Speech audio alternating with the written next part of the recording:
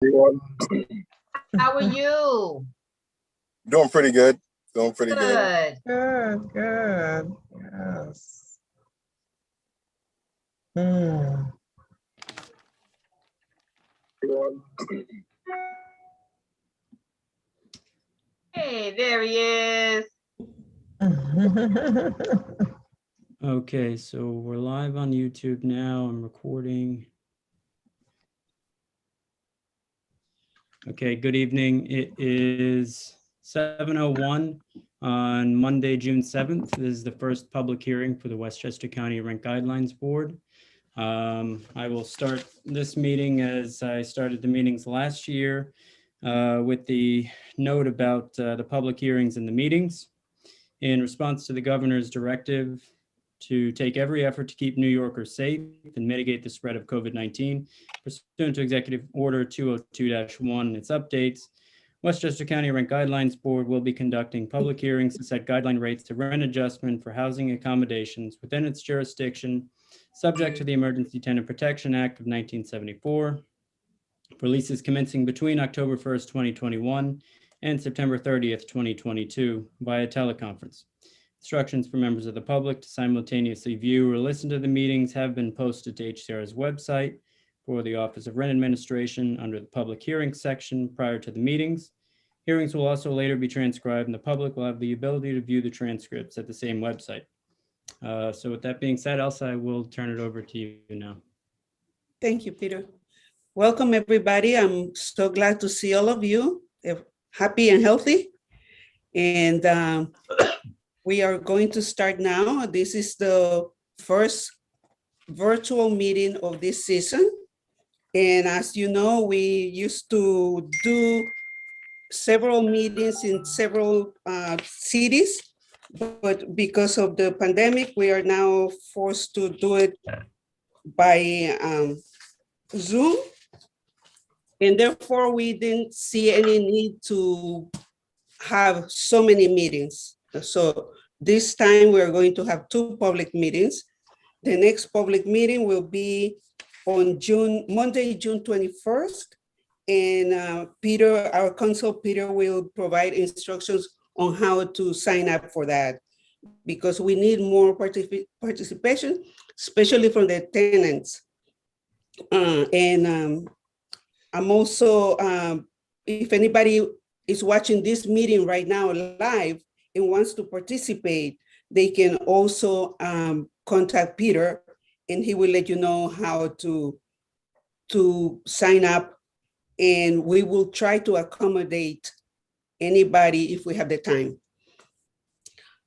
So as I said, this is the first of two public meetings to determine guideline rates of rent adjustments for leases commencing or being renewed between October 1st, 2021 and September 30th, 2022.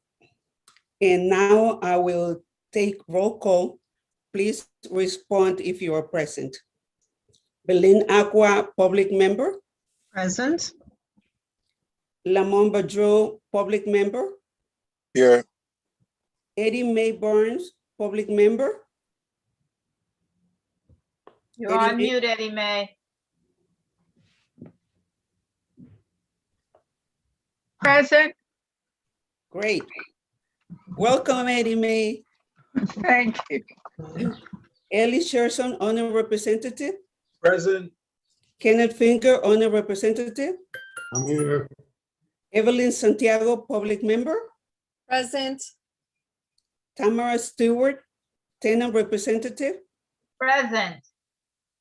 And I'm Elsa Rubin, chair of the board. And I also have good news this evening. I have just now been told that we have a new member of the tenant representative. And I think she is with us. Is that correct, Peter? Yes, Ms. Hamer is here, and so I have just promoted her to be a panelist. So she's, yep, there she is. Good evening. Good evening, Good welcome. evening. And Good if you evening. want to say a few words to the board.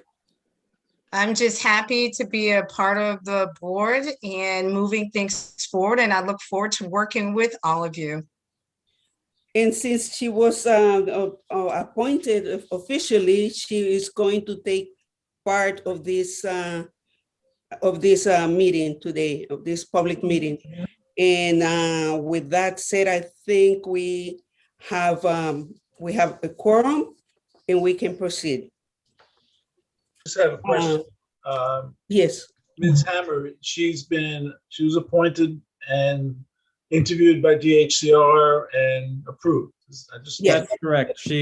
Elliot, she was sent over to us at the end of May. And so we had an interview last week and we just received her appointment letter today. So she has been appointed by the commissioner effective today as the new tenant rep for Westchester Rent Guidelines Board. Okay, So welcome again. Thank you. And I believe Peter has some announcements to make.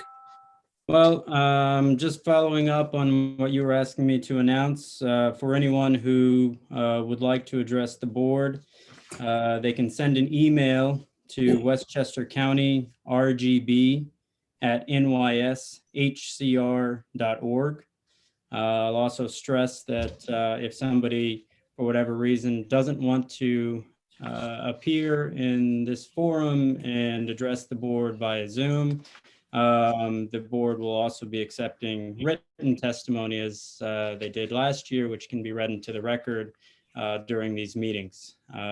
So I would just urge anyone who is watching on the live stream or is reading the transcript after this to send an email if they're interested in addressing the board. Thank you. And now I will call the speakers in the order of which they sign up prior to the meeting. The speakers will be addressing the board, and they are limited to 3 minutes for individuals and 5 minutes for entities or organizations. So if you can please, when I call them, or I will ask them to identify if they are, whether they're representing an entity. I will first call Suzanne Johnson, representing the landlords. Okay.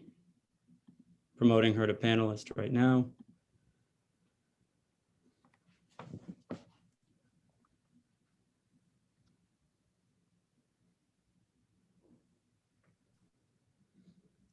Ms. Johnson, can you? Yes, There can she you is. hear me now?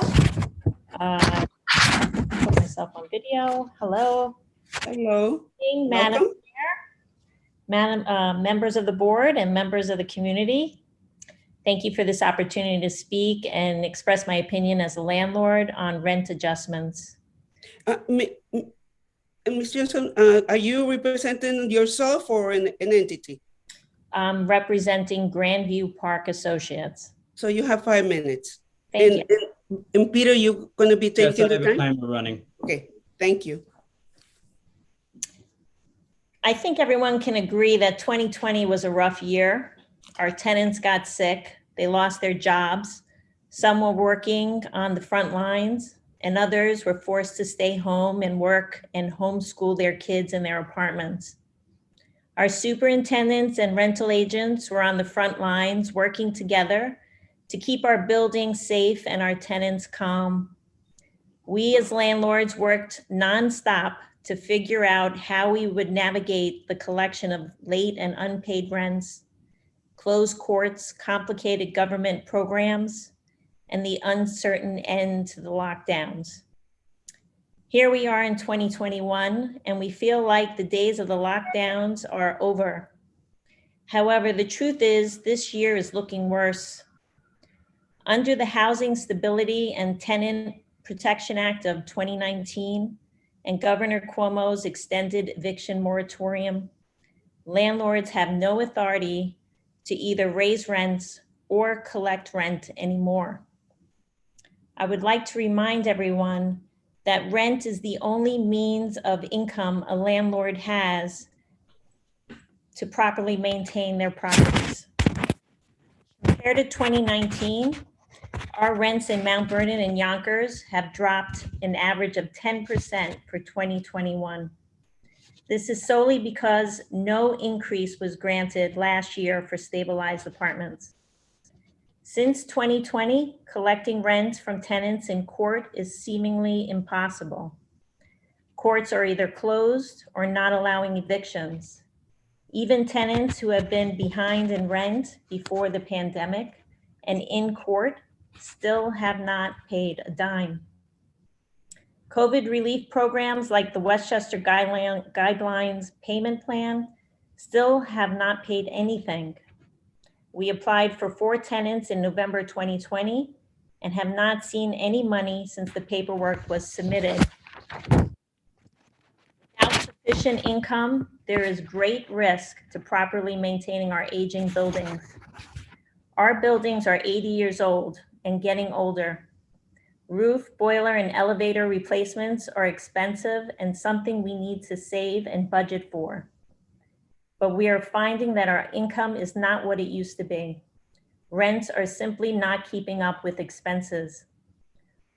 While COVID may be behind us, the costs of taxes, supplies, and services are skyrocketing. Real estate taxes in Mount Vernon are up 13.2%. Yonkers real estate taxes are up 3.8%. Utility bills are up 30.7%. Union benefits are up 11%. Gas has been up 49% since last May, and we expect services and supply costs to escalate because of that. While major repairs are not optionals, we have had to forego cosmetic renovations of our apartments that we would normally do if rents were increased. Tenants want renovated kitchens and bathrooms and new appliances.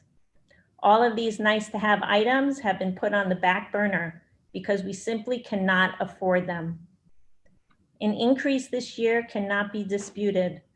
Landlords cannot continue to shoulder the financial burden any longer without given the right to raise and collect rents. I thank you for your consideration and implore you to vote to increase the rents this year in order to help us maintain the health, safety, and well-being of every tenant who lives in our buildings. Thank you. Thank you, Ms. Johnson. Any questions for Ms. Johnson? Yes, Mr. Finger. Yes, good evening, Ms. Johnson. Thank you for appearing and your time tonight. I'm Ken Finger. I have a question. Have you been able to do any major capital improvements since the advent of the HSTPA? We have put in permits for a balcony repair that we have to do. And that's going to cost us $250,000 for 12 balconies in Yonkers. And do you expect to be able to get paid back for that through any type of MCI increase? I'm not sure how long that's going to take. Right now, the permit process takes 3 to 6 months. So we have to lay out a lot of money prior to that. Thank you. Yes. Yes, Mr. Churchman. Thank you. Ms. Johnson, thank you. I think I heard you mention that the taxes went up, and I guess your buildings are in Yonkers and Mount Vernon from your Correct. testimony? Okay. Yes. And you mentioned that the taxes went up in both localities? Yes. Do you know how much it was? Can you tell the board how much your taxes went up? Mount Vernon was 13.2%. And Yonkers 3.8%. And do you pay water taxes? Water, I didn't look that up. Okay. We did have a utility increase of 30.7%, so maybe that got rolled into that. Thank you very much. Thank you. Anybody else? Yes, Ms. Aqua. I'm sorry, that was just gas and electricity, just to let you know, the water was not included with the utility increase. Yes, Ms. Aqua. You're muted. My goodness, Yes. sorry. Hi, yes, Miss Johnson, thank you for being here. Yes, okay, so I know I've heard, and I do understand, and, you know, it's a very, very hard times for both landlords and tenants, and that is definitely the truth right now. What would you say is a fair amount increase at this time? What would you propose? Well, since our rents are down 10%, you know, I think the minimum should be 3% and 5% going forward. I think that's reasonable. It's not gonna, you know, do a lot, but it will help the issues going forward. This year is gonna be very tight for us, especially since the courts are not allowing us to move forward with any cases. Thank you. Yes, Mr. Chairson? Thank you. If you received a 5% increase, what do you know what you would do with the extra rent monies that you would receive due to that rent increase? Absolutely. We have 4 roofs that need to be totally redone. They are about 80,000 each. We have boilers. Our boilers are probably at the end of their life. We've stretched them as much as we can. That's going to cost us anywhere between 120 and 200,000 per boiler. I have 4 of those.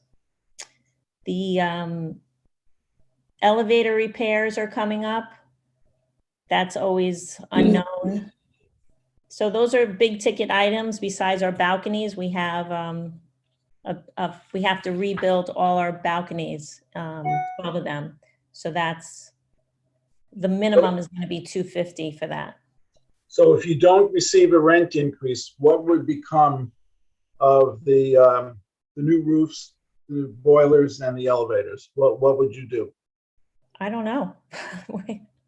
We're going to be stuck because right now we're living on reserves. We're living on our savings to keep up with the expenses. So I don't know how much our rents are pretty low. And because we can't raise rents of tenants who've been there a long time and are starting to leave, that's hurting us even more because there's such an imbalance in the building. It's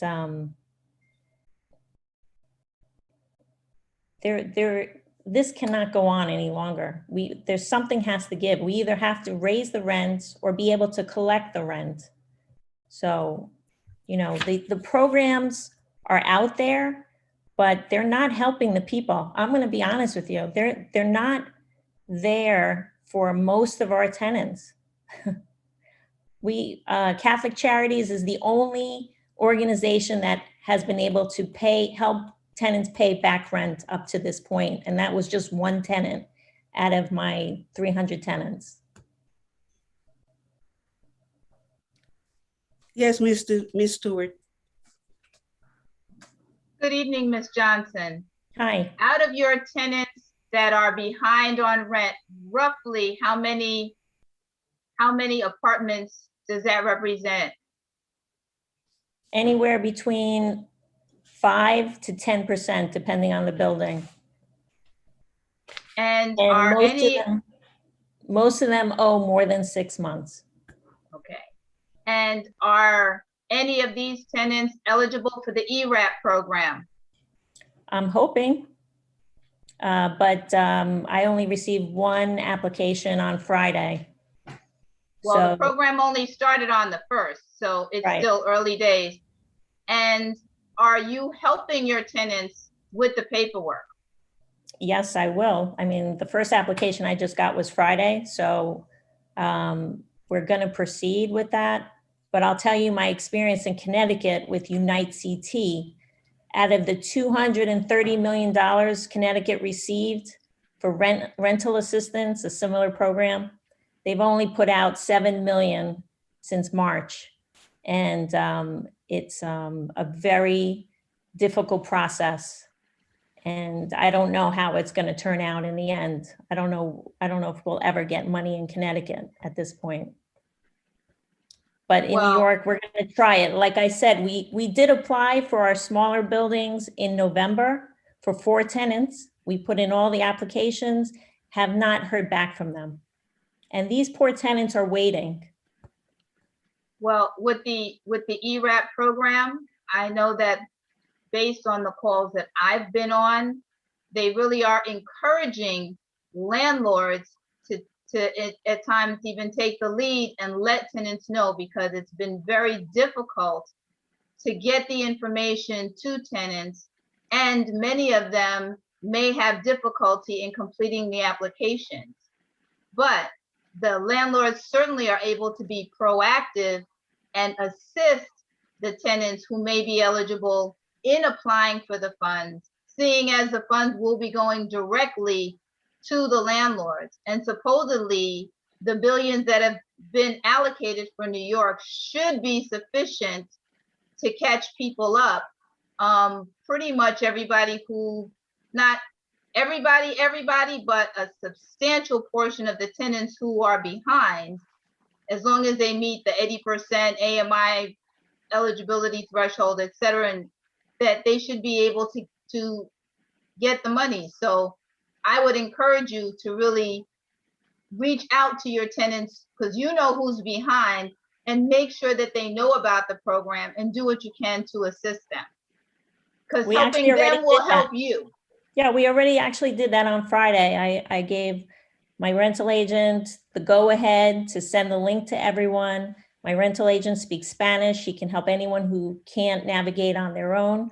I mean, we are willing to help any tenant that, wants the help. Great. I'm glad to hear that. Any other questions for Ms. Johnson? No? Okay. Thank you, Ms. Johnson, Thank for coming you. here and Thank you, Ms. giving your Johnson. presentation. All right, thank you. Thank you. Thank you. Yes. So next I will call Chris DeFeo, representing landlord. Who's that? Chris DeFeo. Mr. Fail.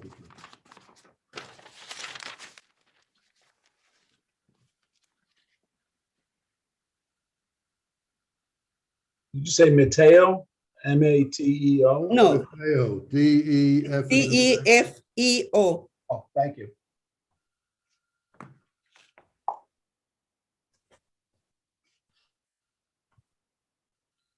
Just promoted Mr. DeFeo. Can you hear us? If you can, please unmute yourself.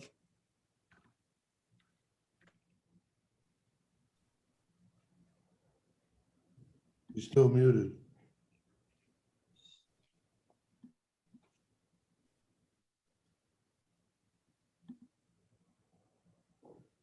Mr. DeFeo, can you hear us?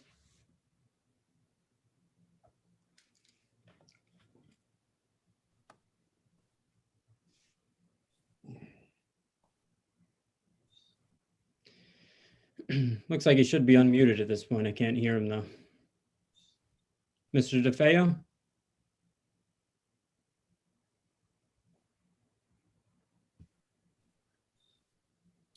We can always go back to him Mm-hmm. if he's not ready now. Okay, it's up to you, Chair. Yeah, I'm going to call the Reverend Emma Lofton Woods, and right after her, we're going to call Mr. DeFeo again. Okay, I actually don't see Reverend Lofton Woods in here right now. Who's there? The next individual, Lana Cifatelli, she is actually here.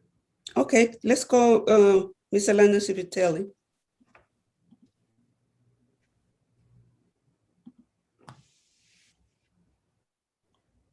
She's on mute now. Hi, everyone. Hello, Miss Cifitelli. Yep, there I am. Hi, all. Hi, how are you? I'm good. My name is Alana Cifitelli. Are you representing yourself or an organization? No, I'm a co-chair of the Building and Realty Institute's AOAC, and I sit on the board of directors of the Westchester Owners Association. Okay, so you get 5 minutes. I'll be quick, I promise. Okay, thank I you. appreciate your time this evening. Good evening. My name is Alana Cifitelli. I'm the co-chair of the Building and Realty Institute Apartment Owners Advisory Council, and I also sit on the board of directors of the Westchester Owners Association. Over the years, I've told this board about the family-owned and operated business I run. I manage several apartment buildings in Yonkers that my dad built. Rent stabilization was enacted around his build. On average, each building has 18 units. I, like most landlords throughout Westchester County, am a mom and pop, smaller in scale, but very hands-on. I consider myself to be a good landlord. I understand the importance of the landlord-tenant relationship. I realize that each have to work hand in hand in order to work. It's a give and a take. I pride myself on my management style. We don't have buildings riddled with violations. I have an open line of communication with my tenants, and in fact, they have my cell phone number. The past years have been extremely difficult. There are so many factors that are beyond my control, which have had devastating negative financial impacts on my buildings. As you know, there were drastic changes to the Housing and Stability Act of 2019, especially with respect to the application of major capital improvements and individual apartment assessments. I feel as though smaller landlords got caught up in the nets. I do realize that the changes in the law were brought about in great part as a result of some larger landlords abusing the system, especially in New York City. That isn't me though, and that's not my colleagues in Westchester County. There needs to be a reassessment of the application of MCIs and IAIs, especially as they apply to the smaller landlord. These changes not only hurt landlords, but also tenants, as I do not have the money for improvements I would like to do, and I can't entertain any green initiatives that I would like to implement to bring my carbon footprint down at the buildings.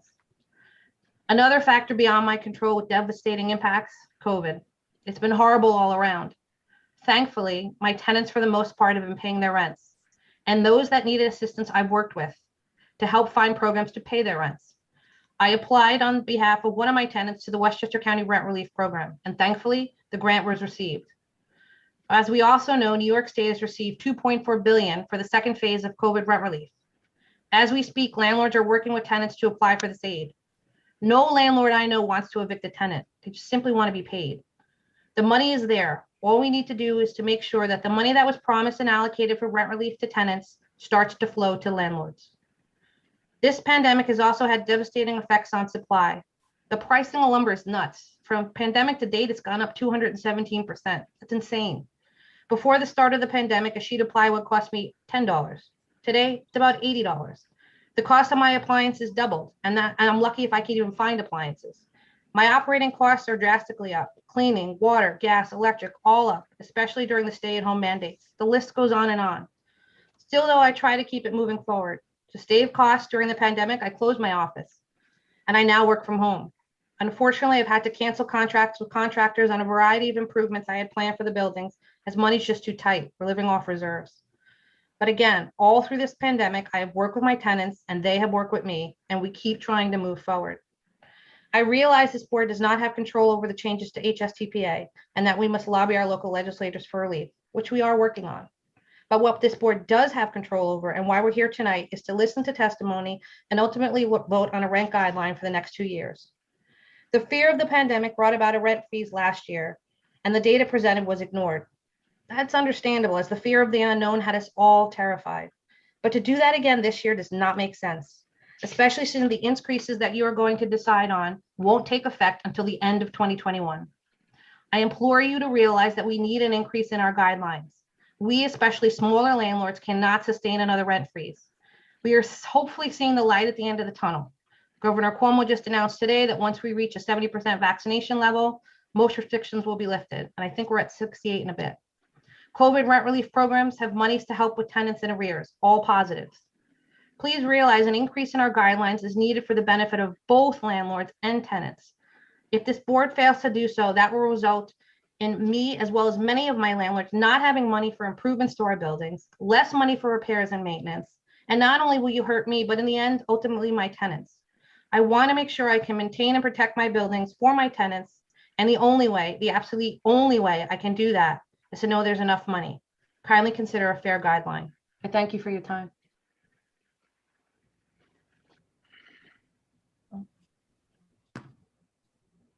Any questions from the board?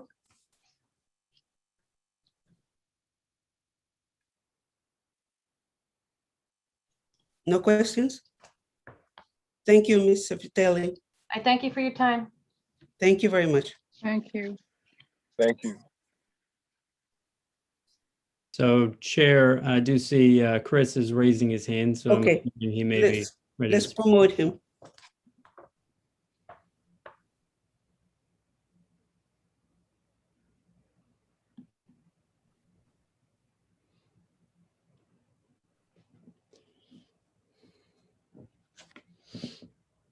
Mr. DeFeo, can you hear us? He's on mute.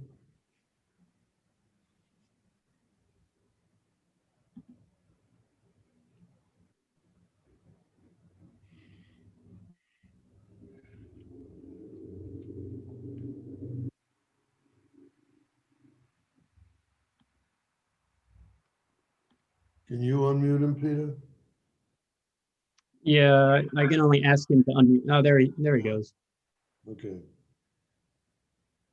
Mr. DeFeo, can you hear us?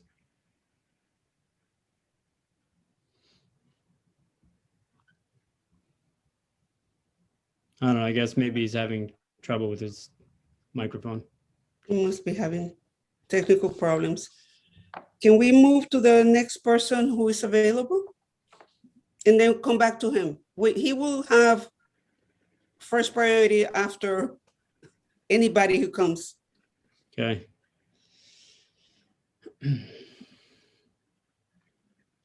Okay, Chair, who would you have the list? I have here the Reverend Emma Lofton Woods and Franco Emilio Yeah, neither of them is in here, Chair. and Ken Nilsson. Ken Nilsson is in here. I'm promoting him to panelist right now. Okay.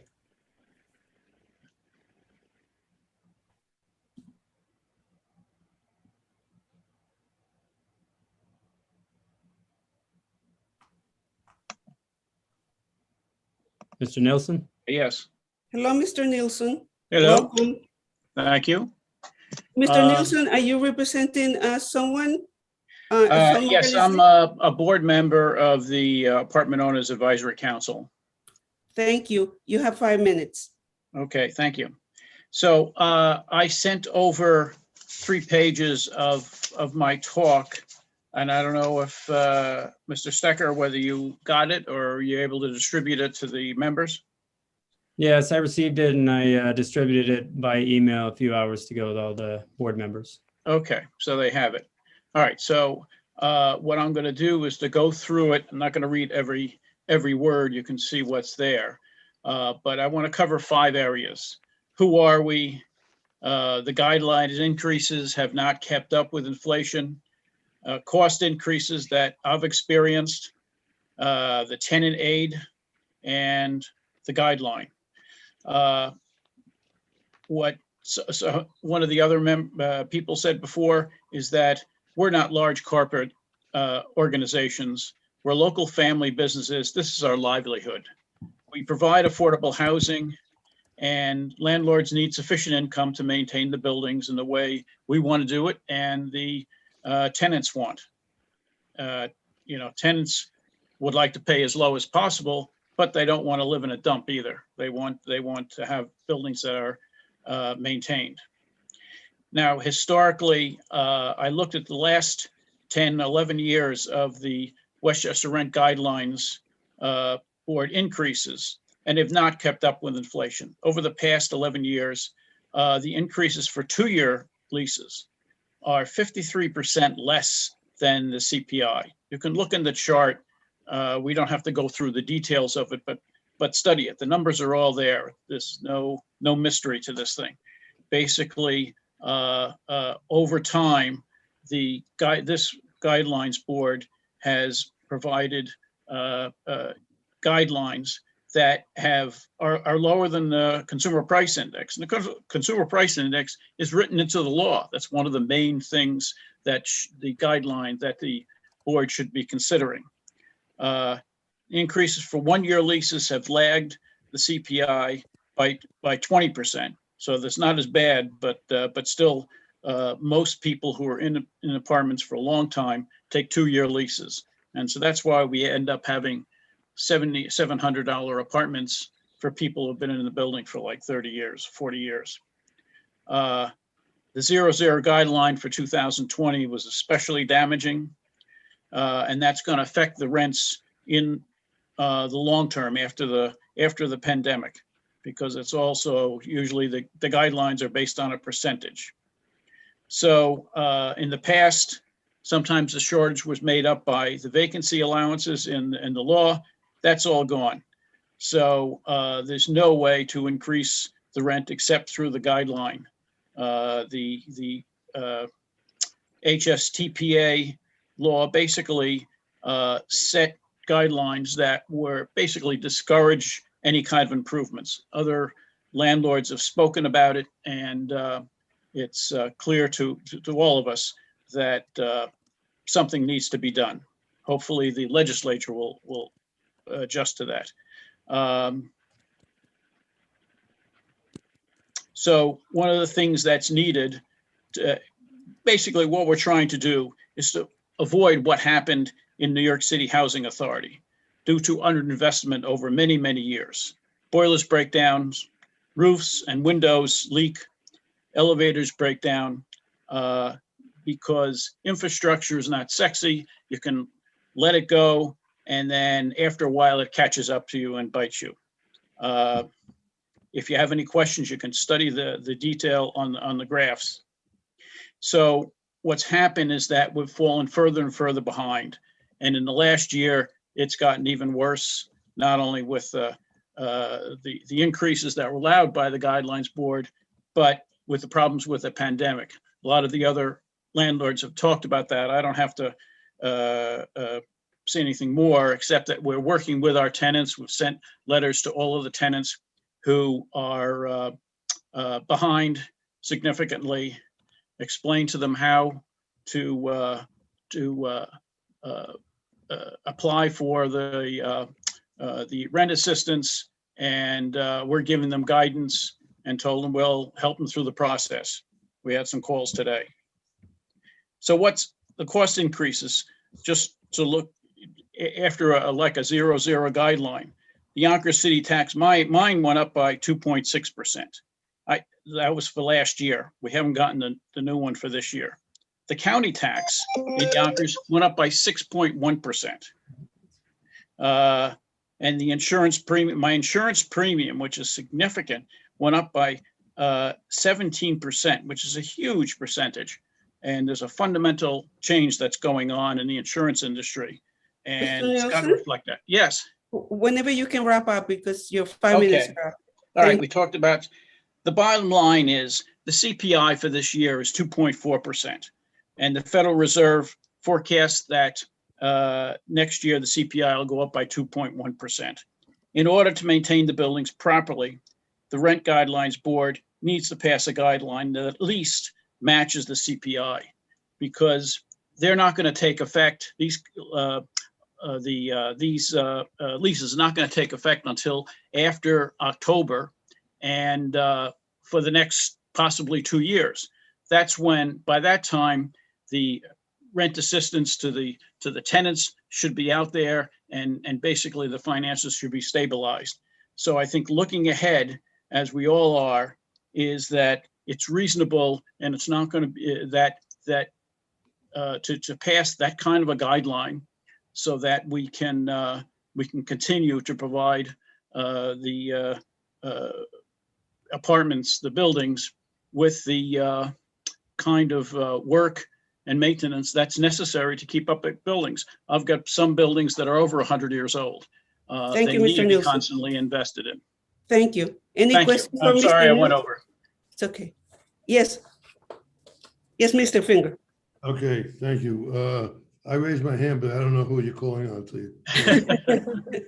Thank you. Mr. Nelson, have you been able to get any increases over your low rent tenants in the past couple of years? And if not, why not? Number one. And number two, have you been able to improve your apartments where tenants have been there for many years?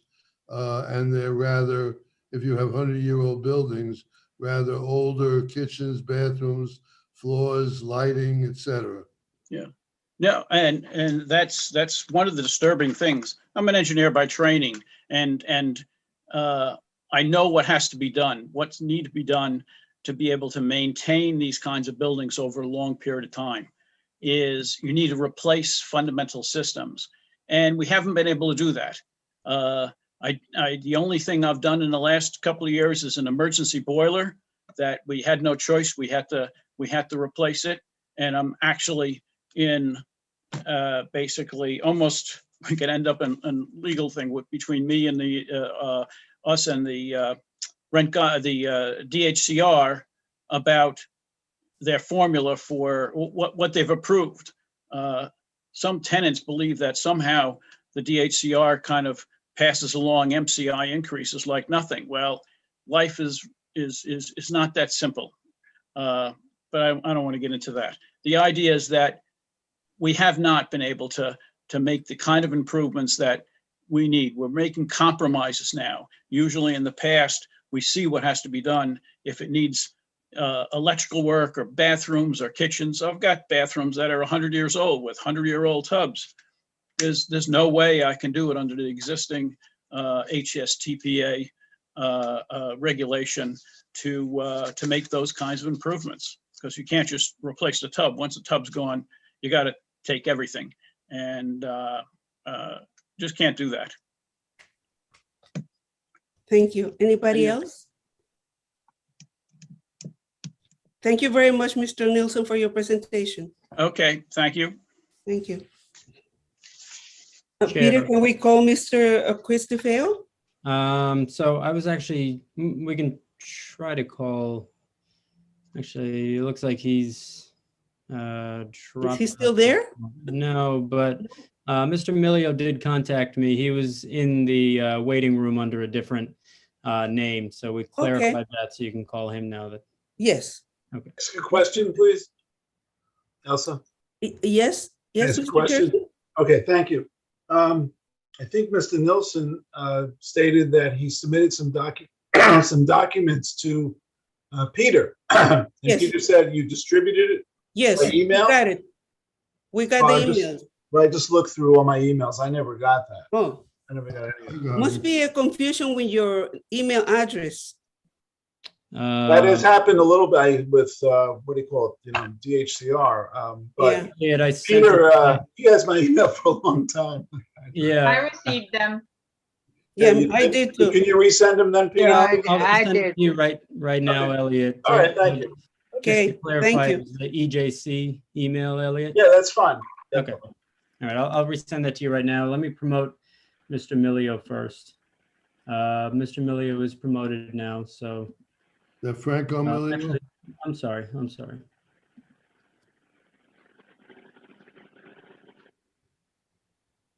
Okay. There we go. Welcome, Mr. Milio. Hi, hello Hi. everyone. Are you representing yourself or an organization? Milio Management LLC, which is, I guess, an organization. Okay, so you have 5 minutes. Okay. Good evening, members of the board. My name is Franco Milio. My family has owned and operated buildings in Westchester County since the 1980s. I'm addressing the board tonight to urge you to do the right thing when it comes time to decide on the rent increase for the upcoming cycle. The increases that have been approved for the past 10 years is not only unsustainable, but outright neglectful. A tenant who renewed their lease for 1-year terms over the past 10 years averaged an increase of approximately 1.5%. Someone at the 2-year cycle, 10 plus years, averaged about 1.8% for my calculations.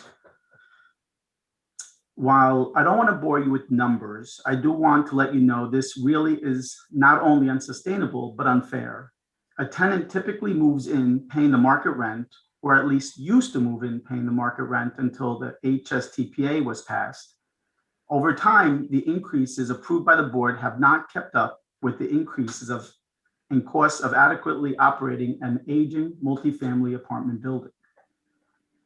I have many tenants who have raised their families in 2 and 3 bedroom apartments who, because of the historically low rent guidelines approved by this board, are now paying rents which not only are below market, but at this point are considered a handout.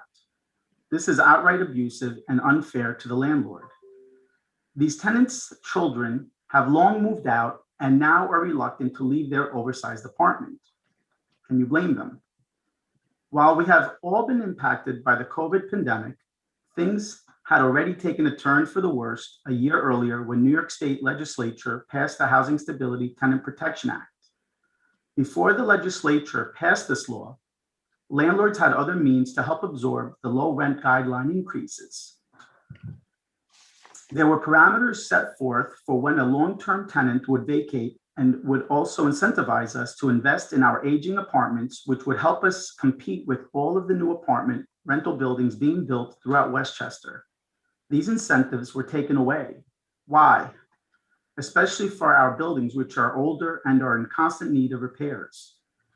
Our operating costs have continued to increase this past year, whether it's our property taxes, increased costs to COVID, cleaning, insurance, utilities, appliances, building material, the plumber, the electrician. Furthermore, everyone wants to get paid and get paid on time with today's dollars, not those from 10 or 20 years ago. While I can't speak for all the other landlords, we have had our fair share of tenants owing several thousands of dollars skip out on us. As recently as last week, a tenant finally vacated after owing in excess of $20,000. In addition to approving a fair increase, it would be appreciated if the minimum increases and bonus could be considered. I trust the board will approve an appropriate rent increase given our plight. Thank you for your time.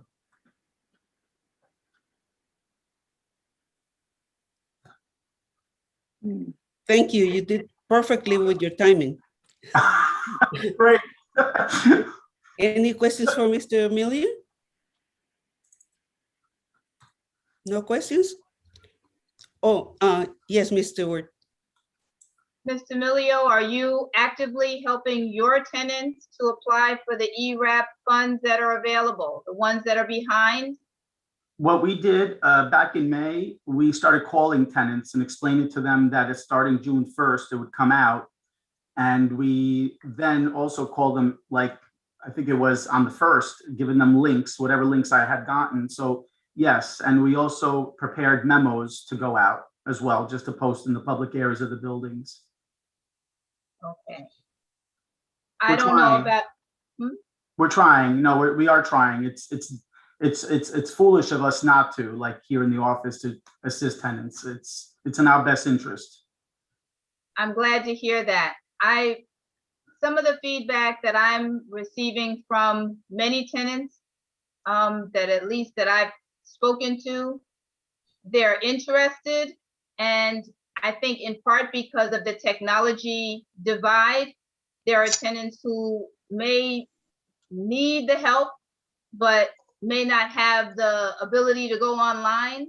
So I don't know how many of your tenants you actually have email addresses, et cetera, or even once they get a physical piece of paper, may have the ability to go ahead and pursue that. So to the extent possible, I would urge you to be active in really trying to help tenants, because I know for some people, they need the help, they're entitled to the help, and there are not enough people like me who are out there to be able to hold their hands and guide them through the process, because there's just so many more tenants in need of the assistance than there are tenant advocates and representatives to help them. So we really need the landlords to work with us to help the tenants, so that the landlords can get paid, so that you get the money that you're entitled to. I understand. I agree. Thank you. Yes, Mr. Chair. Mr. Finger. Thank you. Mr. Milio, good evening. Thank you for appearing and taking your time. Good evening. Thank you. Have you had any tenants that have left you leaving in arrears where you could not collect it? Yes, as a matter of fact, last week we had someone who I was trying to help. He left. They actually owed before the pandemic, and they were slated to get evicted, this particular tenant, and they left owing about $27,000. And that's just one of, maybe we had about 8 or 9 that have left in the past year that owed in excess of $10,000. And honestly, me personally, I'm relieved because at least I could, legally, I can't do anything. My hands are tied. I can't evict. Empty threats, meaning like I could send a rent demand, I could send a dispossess. And when they leave, I'm actually relieved, even though it's a huge loss. But yes, to answer your question. Thank you. Anybody else? Yeah, Yes, Ms. Aqua. yes, I'd like to add, as far as resources, there are agencies, because it's going to be an overwhelming process for everyone. Landlord, tenants, agencies, everyone involved. So there are agencies that are in the Westchester County that also assist with the ERAP. So, it's good to know about those agencies. There are local agencies like the Mount Vernon United Tenants Association. They're local. There's Westchester Residential Opportunities. So there are several agencies that are actually partaking in the assistance, the rental assistance program. So, and they're there for the community. So anyone can pretty much call and request help. That's it as well. I just want to add, Catholic Charities, the Bridge Fund reached out to us and told us, look, send us tenants. And we are. It's, Yes. they know who we are. They know that we will work with them, that we are cooperative. Like I was telling the other board member a minute ago, it's in my best interest to cooperate. So yes, we are cooperating, and thank you. That's very good. It's in everyone's interest, actually. It's a crisis. We're still in crisis mode. So yes. Great. Thank you. Thank you. You're welcome. Anybody else? Well, thank you very much, Mr. Emilio, for your presentation. Thank you. Thank you, everyone. Have a good night.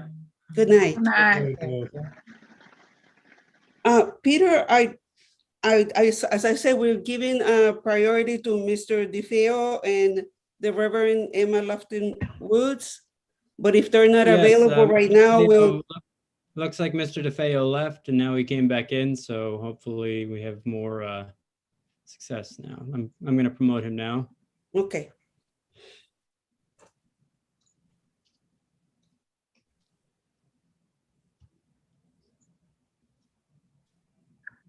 He's on mute.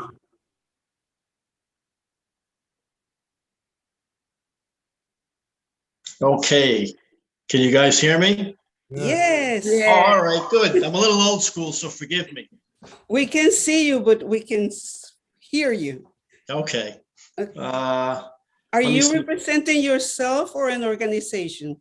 Hi, and I'll be representing an entity. An entity. Okay, yes. So you have 5 minutes. All right, so I just wanted to, I guess, bring up a couple of points. There was a young lady who went on first, and she was talking about MCIs and boilers and stuff like that.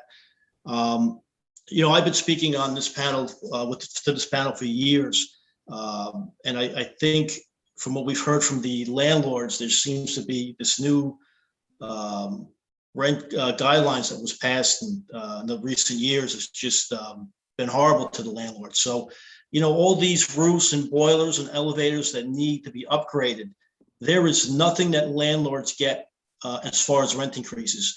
They changed the laws where you can apply for an MCI increase, and I think it's up to a 14-year recoup rate, but then there's all kinds of provisions that the increase can't be more than 2% of the tenant's rent.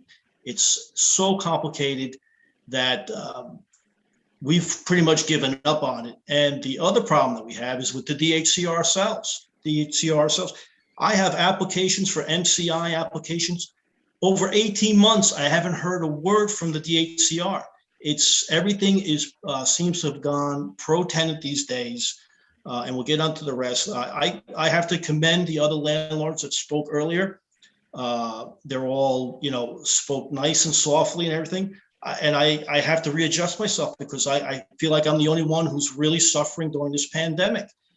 In our business, we have 17 tenants who have not paid us rent since this COVID has started.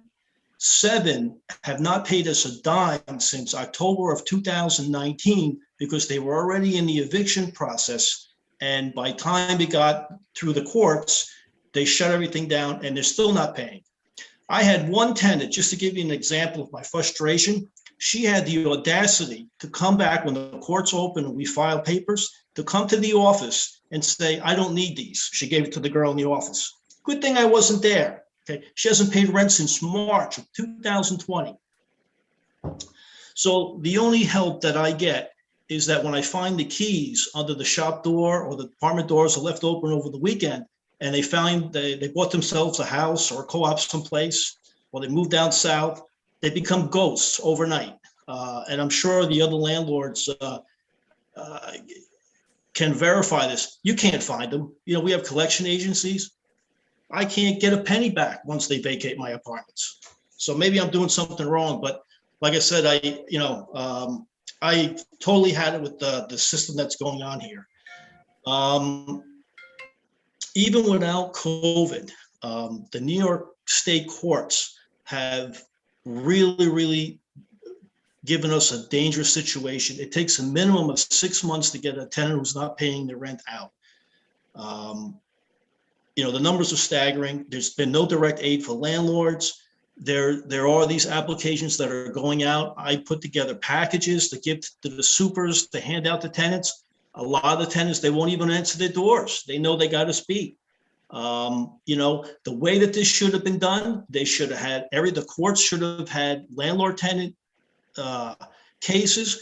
If you're COVID affected, you should be on line A. If you're not COVID affected, you should be on line B.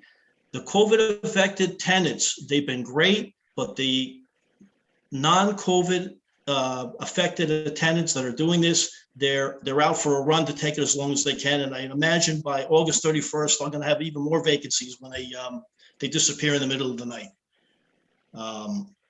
I met with a Senator Cousins, about a year ago, and she was honest with me, and she was blatant enough to tell me that New York State has a housing problem, and they ended up putting the burden on the landlords. Well, here's my next point. Why is it always the DHCR regulated landlords that are being burdened by this? Why isn't BLT, the Avalon, KKR, and all these new housing developers, why aren't they sharing the burden that the DHCR landlords are?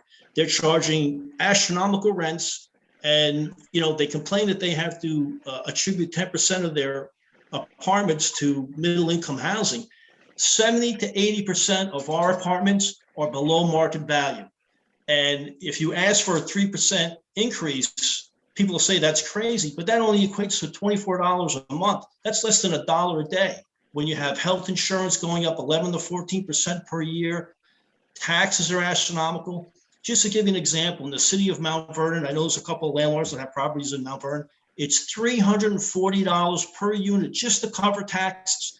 So when you have a tenant that's paying you $800 a month in rent, and you're already down to, what is that, $460, you have to pay healthcare, liability insurance, property insurance. You got to pay union dues. You got to pay employee salaries, heat, hot water, electric, ground maintenance, snow removal. There's just not enough meat on the bone. Mr. DeFeo? Yep. Your time is up. I'm going to give you the courtesy of finishing your thoughts. Okay.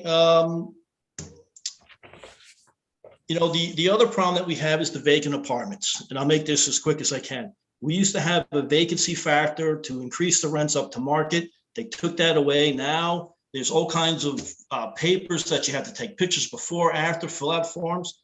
Who has the time for it? We need to do things that are easier for everybody, tenants and landlords, and give the landlords some relief here. New York State is at a crisis. Businesses are moving out of the state left and right, and there's not enough working people to keep this going. I mean, there needs to be some major changes in the way politics are run in the state. Thank you very That's all I much. should say. Thank you. Yep. Any questions from the board? Yes, Ms. Stewart. Mr. DeFeo, you were talking about MCIs and the challenges that you face in dealing with them. I can tell you and the owner representatives on the board that MCIs are indeed getting approved. There were recently 3 that were approved in my complex with another 3 that are pending. The ones that have been approved so far are 2 for elevators and 1 for roofs. And then there's another 2 roofs and an elevator that are pending. So from the standpoint of what I can tell personally, that I have personal knowledge of, the DHCR is moving things through. Granted, the paperwork does not move through quickly. And while I understand your discontent with the process, tenants are not content with the process either, because oftentimes in order to respond adequately to MCI applications, tenants need to go out and pay counsel in order to respond, because we don't have the legal acumen to be able to adequately deal with owners, attorneys, and the assertions that they make. So that's money that tenants have to put out on top of whatever we end up, and it from the perspective that I'm seeing it from, it looks like because of HSTPA, that owners are, DHCR is far more likely to go ahead and grant MCIs, even though some of them may not be warranted based on the facts of the case. And then tenants are stuck with going through the appeal process, et cetera, in order to try to get justice. So on the one hand, we end up having to defend if we say that we're not getting the services we're supposed to get, and we have to prove that. And then when it comes to MCIs, the owners are saying that they're entitled to money, but they don't include copies of permits. The math is wrong on them. And then we have to prove that what they've submitted is wrong. So it's, from what I'm seeing and what I'm experiencing, oftentimes the proof seems to fall on tenants an undue amount of the time to prove both for and against. So while I understand your assertion that you feel like it's not worthwhile, I can tell you they're granting them because they've granted some in my complex, and there are owners that are going ahead and doing individual apartment improvements, and they're getting those increases as well. And I'm just telling you, I have 4 MCI applications that are almost over 2 years old, and I'm not even getting any response from the DHCR. But I don't know how long your MCI package and your housing development was going back and forth with the DHCR, but they'll send me a letter and they'll ask me for a copy of a check, and then I'll send it to them. And then 4 months later, they'll ask me for a copy of a different check, and I'll write to them, can you please surmise all your questions and provide them in one letter so I can get all this done? And it's just on deaf ears. But this is my experience, and I manage quite a bit of buildings. It's frustrating for both sides. It's confusing for all sides, and something needs to change. I would agree. Anybody else? Well, thank you very much for your presentation. Thank you, everybody. Thank you, Appreciate it. Mr. Yeah. Peter, I still have the Reverend pending. If I she's still don't see her in here, Okay. but the next person on the list, Mr. Nuko, is Yeah. is here. I Mr. can George promote- Nuko, Yes, is he available there? yes, I'm promoting him right now. Okay, good.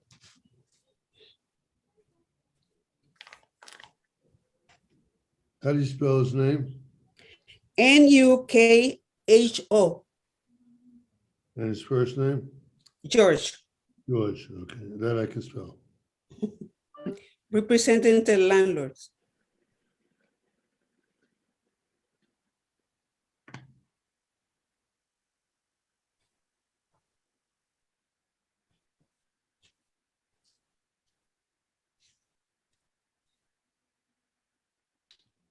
Mr. Nuko, can you hear us? You're muted right now and your video's up. How about now? Can you hear me? Yes. Can you hear me? Yes, we can hear you. Yes. Okay, great. We can't see you. Oh, I was there a second ago and I did something. I'm sorry, I don't know what I did, but if you don't mind, if I can proceed, to not waste. Yes, you may proceed. Okay. You just have to let me know if you're representing yourself or an organization. I'm representing myself. So you have 3 minutes for your presentation, Mr. Nuko. Okay, well, first of all, I want to thank everybody for giving me the time to speak. And the good thing about me going a little bit later in the process is that basically all of the landlords that spoke before me said everything that is accurate as far as costs going up and our challenges collecting rent. What I can say is that we, as small landlords, we're proud property owners. We value our tenants, we value our properties. We're at the buildings virtually every day. We're picking up paper, we're making sure everything, greet our tenants. And we do that because we have a passion for what we do. We respect what we do. We respect the tenants that live in our buildings. And we want everybody to be happy because when they're happy, we're happy. But the point is that we're not big corporations. And although a lot of the people that have spoken are somewhat larger, the laws that apply to them also apply to people like myself. And we're people that haven't had buildings for generations. We're people that have purchased buildings in the recent past with the intentions of having this as a nest egg for our children, to pay for schooling, to raise a family. I have 5 children. This building to me is very, very important as far as it being able to cover itself and trying to make some money because it is a business. You know, with everything that's going on, I met with City Council a couple of weeks ago and I was talking to the mayor. And as I was talking to the mayor about general questions, and I asked him about our taxes and our water, he quickly tried to make a joke and say, well, we still have the cheapest water in the state and it's going up again. And I told him, I said, Mayor, you know, I said, I'm also a mayor of a city and my city is this apartment building that I own and manage. And in my city, I also have utilities, which are my lights. I also have transportation, which are the stairs. I also have people that work for me, like they work for the city. But we accept the fact that our taxes go up. We accept the fact that utilities go up because you need it to be able to maintain the city. We understand that. I don't like it, but I understand it because I want the city to be maintained. But how does the formula that applies to the city differ for the formula for us running our own business? It does not. We need increases. I don't like the fact that I had to not call people that were family people that worked in my buildings. I don't like the fact that I had to stop buying from hardware stores and local locksmiths. And these people call me to say, George, whatever I did, I'm sorry. Come and see me. I'll make it right. And I'm confused. And I'm like, what are you talking about? And they're like, well, you don't buy anymore. So I did something to upset you. No, you didn't upset me. It's just the current times do not allow me to spend the way I used to, because when I'm faced with my mortgage, when I'm faced with my utilities, when I'm faced with all of these repairs, is my priority to renovate, replace doors, to power wash the awning, to plant flowers and put down mulch so that my tenants' children can enjoy the purple flowers? It doesn't matter anymore. All that matters is I got to keep my head above water. And Mr. Nuko? Yes. Your presentation is very compelling, and I'm going to give you some time to wrap up because your time is up. Well, thank you. And as far as the MCI point, the one thing that I have to comment on is that when we have to perform an MCI, we have to front that money up in advance. So we have to come up with a huge amount of money for a boiler, for a roof repair, and wait many, many, many years to get it back. So there's no, it's not easy for us to come up with that kind of money when the rents are low, when we don't have increases, when we cannot get the increases we used to because we're dealing with the new rent laws.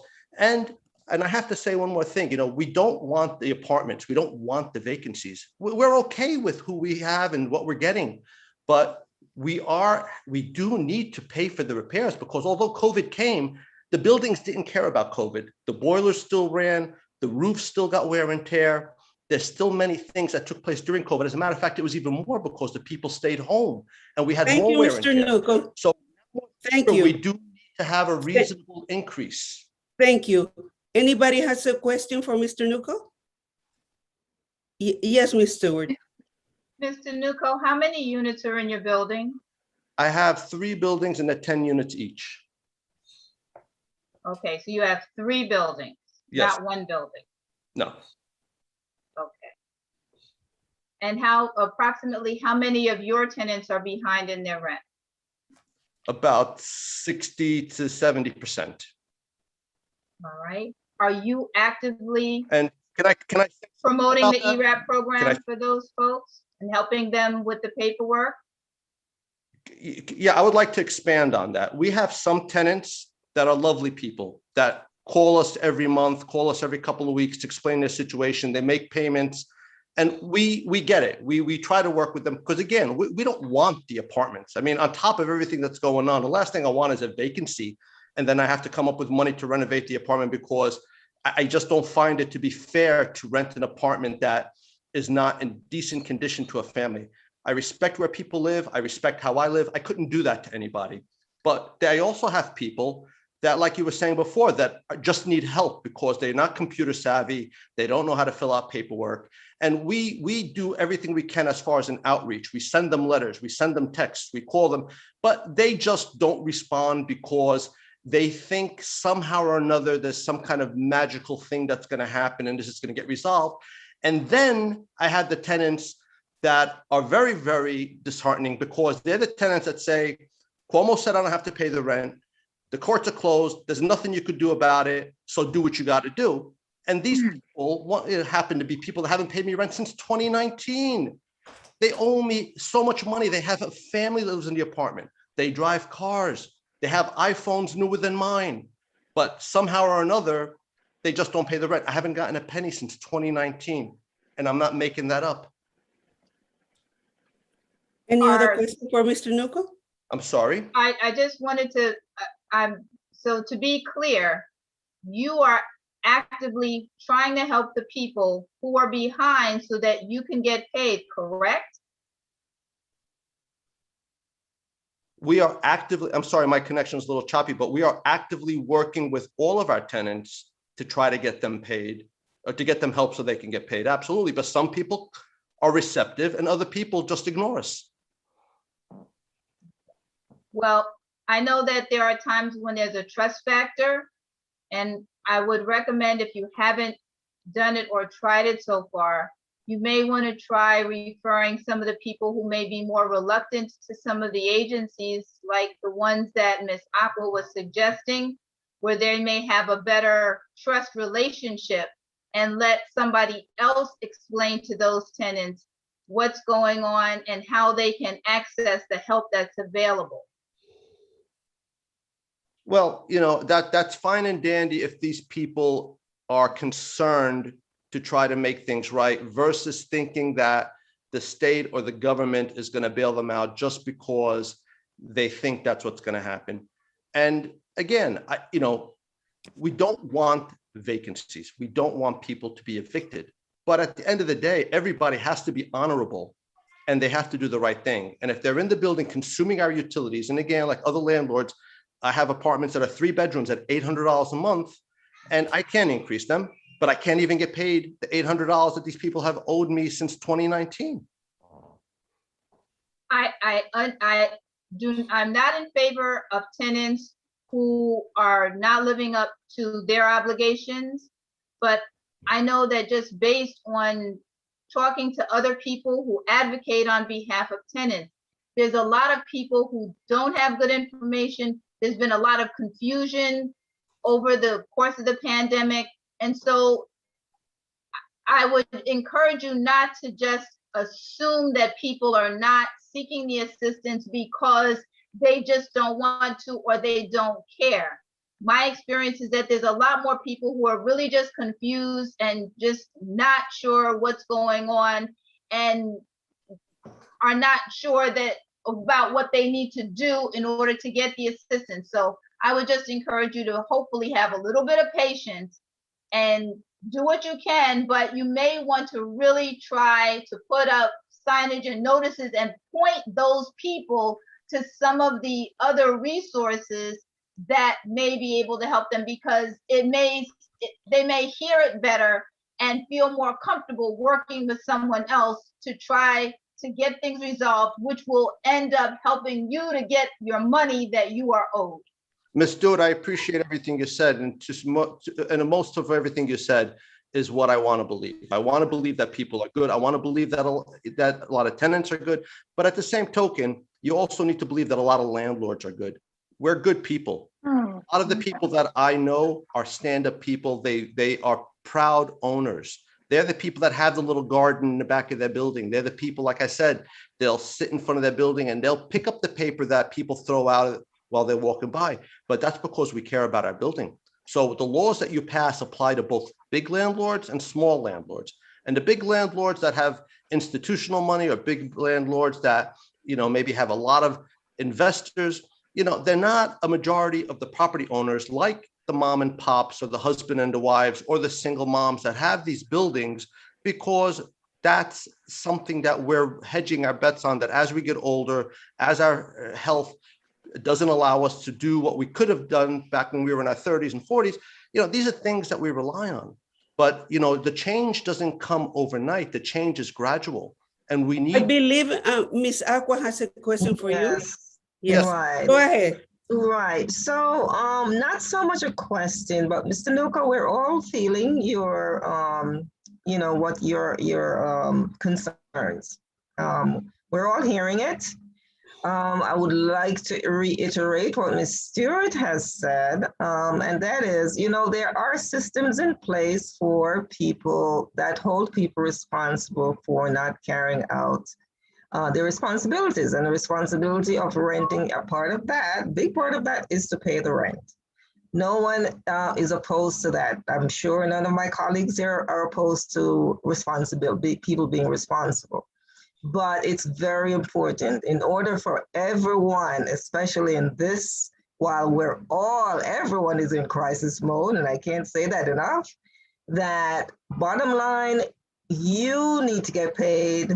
Bottom line, the tenants need to be stabilized. They have families as well, and they do need stabilization.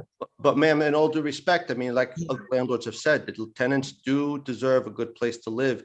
The increases that have been allowed are not proportional to the cost of living and expenses. Like, for example, look at lumber. A piece of plywood now is up to $80 a sheet. We have to absorb that. It's not that the increases are tiered where they're going to be higher during high lumber and consumables, and they're going to drop down when things come back to normal, which hopefully is going to happen, and it's not a COVID upcharge. We have to absorb the losses. Like back in the days when the price of oil was almost $5 a gallon. It took us years to recover from that, years. And we never got that through the increases. So again, I'm just asking upon everybody. Everybody needs a break. But our expenses are massive. We try to do the best we can so that we provide good housing. We like our tenants and we want them to live in a good place, but it's not going to happen with 0-0. It's not going to happen. And we've gotten 0-0. We need something a lot more reasonable. And I just hope that I made my message clear. Well, thank you very much, Mr. Nuka. Yes. Thank you. I appreciate your time. Thank you very much. Thank you. Peter, I have next Lucas, and I'm going to apologize if I mispronounce any last names. Lucas Presvilek? Yeah, he actually sent me an email saying he wasn't going to be able to make it tonight. So I'm seeing if you want to sign up for the next one. So next is Howie Rabinup? Yeah. Ravikop. Here, I'm going to promote him to a panelist right now.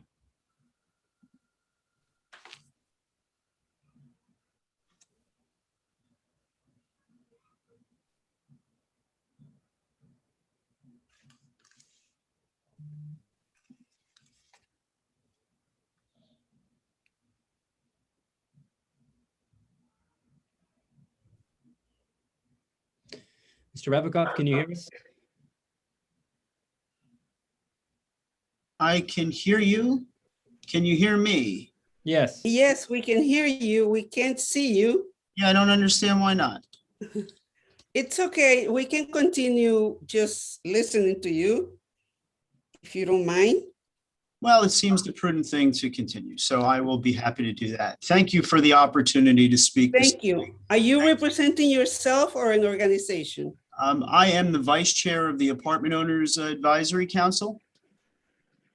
So you have 5 minutes. Thank you so much. And thank you to everyone who sits on the board for your continued good effort in making a difficult situation a little bit less difficult and a little bit more tolerable. My name's Howie Ravikoff. My family owns a 29-unit apartment building here in the village of Portchester, now over 40 years. We run a decent building, folks. We care about our tenants. We are not slumlords of New York City that you read about in the papers, nor are we a faceless investor group looking for the highest possible return. It's been quite a year. I know you'll all agree. When I talk with some of the other owners at the advisory council, owners of ETPA rent regulated housing here in Westchester, I first thought I was doing pretty well. We generate a weekly newsletter to our tenants. We try to share reliable information. We post signs everywhere. We called all of our tenants every week to check in on them, see how they were doing. Some folks never left their apartment. They loved hearing our call. We held their hands when they were applying for unemployment benefits. Frankly, a lot of folks didn't even know what that was. We taught them. We taught them how to recertify.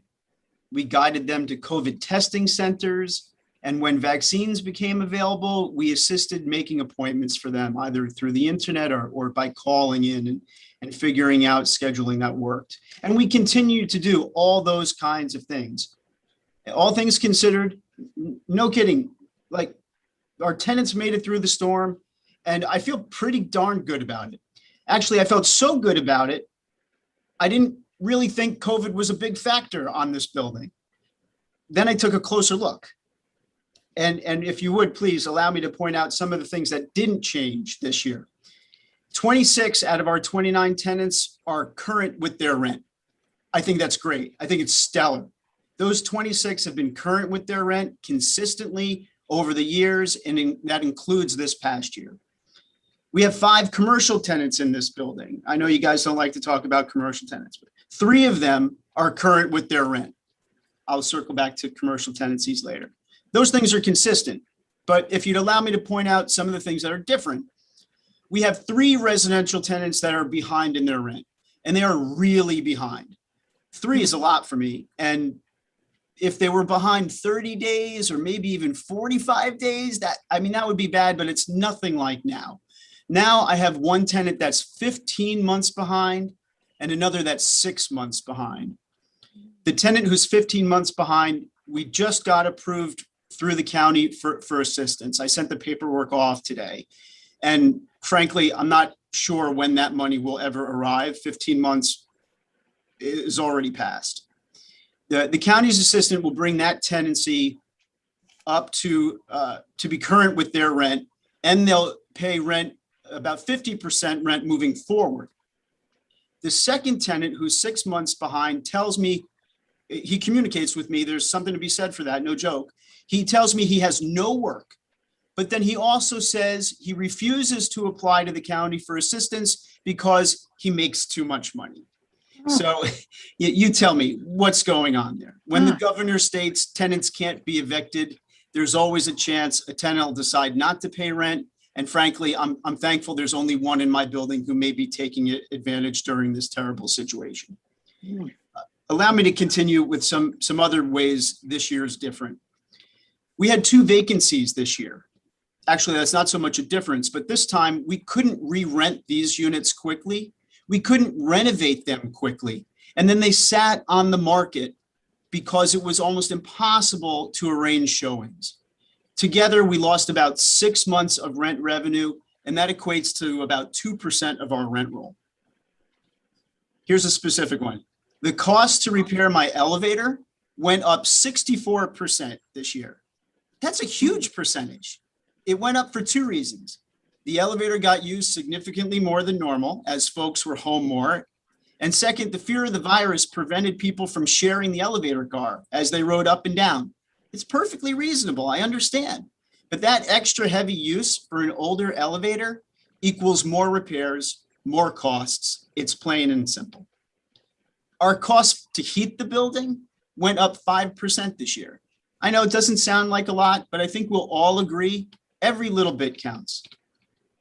Our water bill went up 27.5%. That's a huge number. And yet that line item isn't the worst. Insurance is the worst of all. Our insurance expenses went through the roof year over year. The cost to insure the same building went up 13.5% and then 69%. If you don't know anything about the insurance industry, I've gotten a little education along the way. They're getting hammered. The insurance carriers are restricted further and further. Many are exiting the market, leaving us fewer choices and little competition. Older, multi-habitational properties like our 100-year-old 29 building, we're paying the price and we're paying it big time. Finally, back to the 5 commercial tenants I mentioned earlier. If you think of my building as a pair of pants with 2 pockets, one pocket's a commercial tenant and the second pocket is the residential tenant. When the residential aspect of the building doesn't carry its own weight, I take money from one pocket and I put it in the other. That can't happen when the commercial side doesn't carry its own weight. I regularly move money from one pocket to the other year over year. The guidelines have always been so small that it's the only way to make this building work. I've had one commercial vacancy for 9 months and a second commercial tenant is now only paying half of what she owes. The result is lost revenue of about 25% on the commercial side of this building. Let me sum it up. Revenue is off like never before. Key costs are through the roof. The building is getting used more and it's not getting any younger nor cheaper to repair.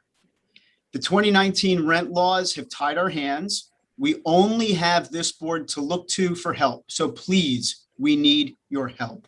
Without a decent increase, there's no money for improvements. There's less money for repairs and maintenance, and ultimately it's the tenants who will suffer. We want to protect our housing for the tenants, and the best way to do that is to assure that there's adequate money to do so. Thank you, Mr. Rabikoff. I'm happy to wrap it up if you'd be kind enough to give me one moment. I think you had the limit and a little bit more, so I'm going to ask, you can expand on the questions if somebody asks you a question. Thank you so much. Anybody has a question for Mr. Rabikoff? Yes, Mr. Finger. Mr. Rabikoff, what else did you have to tell us that you were not able to put forth? Thank you very much. Last year, a 0% guideline was set. It's understandable. Everyone was afraid. It was okay for 1 year. A 2-year guideline of 0% is absolutely killing us. Usually, the renewals that we have in this building, about 75% of them will take a 1-year renewal. This past year, of all the renewals, 100% of them were for 2 years. Why not? It was 0%. It's an exponential problem, which makes it significantly more difficult for us to maintain the standard of housing we've been maintaining year over year. Thank you. Thank you. Anybody else has a question for Mr. Rabikoff? I have a question. Yes. What do you consider a decent increase? It's an excellent question. I wish that I had the surveys that we could look at to review all the costs across the landlords in Westchester County. With that information in hand, I'd be much better prepared to answer your question. And I think those numbers are coming soon, but I'm not quite sure when. Thank you. Mr. Rabikoff, I apologize for the time constraint, but we still have many people coming, and thank you for your presentation. Thank you so much for your efforts, everyone. Bye. Peter? Okay, Mo Ryder is on. I can promote him to a panelist now. Yes, please. Who is that? Mo Ryder. Mo Ryder, R-I-E-D-E-R. Oh, okay, thank you. Hello, Mr. Ryder. We can't hear you. He's on mute. Mute? How about now? There you go. Yes, perfect. Sorry about that. Good Are evening, you everybody. How are representing you? yourself or an organization? An organization. Thank you. You have 5 minutes, and I will please ask you to stick to the 5 minutes because Sure. we're pressed for time. Sure. I know that it's Thank late you. and I will try to be less than 5 minutes. Thank Good you. evening. What, did we lose him? We lost him. Lose him? He's here. Yeah, he dropped off for a second. It keeps coming off. It keeps knocking me off and then just Okay. automatically join back. Okay. Thank you and good evening, everybody. Thanks for hearing me. We all have had a very difficult and long year. Thank God in our building, we have been able to keep the level of services. We work with all our tenants, whether they are behind or current, and we take great pride in our property. We have not decreased any hours from any employees over this last year. This was not something that's not sustainable without income growth while enduring the expense growth that we have done so.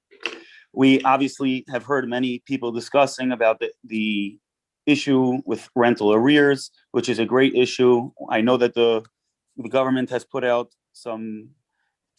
the ability for us to try to recoup that. We are working with our tenants constantly to try to do that. However, as of yet, we have not received anything. This is a big strain on us as we continue as a small organization, as a small property, to try to keep our employees on site, keep our services on site, and keep the maintenance and the level of service that we feel the tenants deserve and need. We are not able to update or enhance the property like we would like to do. Year over year, we have continuously focused on enhancing the property and putting capital into the property to make sure the systems, the boiler systems, the roofs, the sidewalks, the stairwells, the elevators, whatever may be in the property, the sewage lines, that everything is top notch and working well so that our tenants and the building is running smoothly. These are old properties built in the late 60s, and they need a lot of, focus on their upkeep. Our income from year over year has dropped 18%. Our insurance has grown, as you've heard, 20%. Our taxes have grown on average 7%. Our utilities and simple things like trash and sewages have all been used and had much more use this year because of everybody being home, people working from home, children not being able to be in school, and their buildings need to be repaired and fixed and kept at a high standard. I think it's crucial that we understand that the rental increases and the growth of income that the properties require in order to put the money into the property so that the property can be a home to many residents, to many families, to many individuals. We are unable to create that level of hospitality, of homeliness for anybody without an increase. This is not something that's just for owners. An increase is both for the owners and for the tenants. I thank you very much, and I hope and wish and pray that you will be able to give us a rental increase that will allow us to continue the level of service and the focus that we have for this property and for our tenants that live there. Thank you very much. Any questions from the board? Yes, Ms. Santiago. Unmute yourself, Evelyn. Mute. Mr. Ryder, you mentioned that you wish that we give an increase that is fair and enables you to keep up the residents for your tenants. What do you consider would be a fair increase? I think that 4% would be a number that would allow us to put money into the property to make it the level and the standard of living that our tenants will feel comfortable with, and we would be able to do so happily. Thank you. Anybody else? Yes, Ms. Stewart.